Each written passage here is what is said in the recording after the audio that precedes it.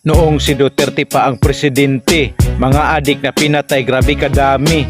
Ngayong pumalit na itong si BBM, ang maliwanag ay naging madilim. Dati ang mga adik na sa sementeryo, ngayon sa social media lang pa video-video. Lumalaganap na ngayon ang mga kriminal at ang mga bangag ay naging abnormal.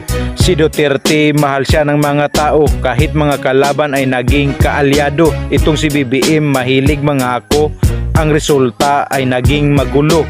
Grabe kamahal ang mga bilihin, hindi bumaba kahit na anong gawin. Ang presyo ng bigas ay lalong tumaas, kasalanan ito ng mga mambabatas. Noong si Duterte ay naging pangulo, ang ating sahod ay naging dublado.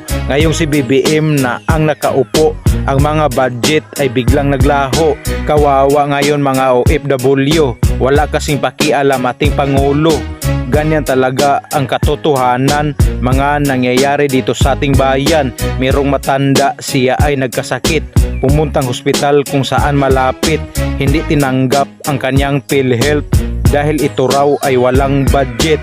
Ang Pilipinas, di ko maintindihan ang ating batas. Ang matuwid na gawang baluktot, ito ang bansang puno ng kurakot.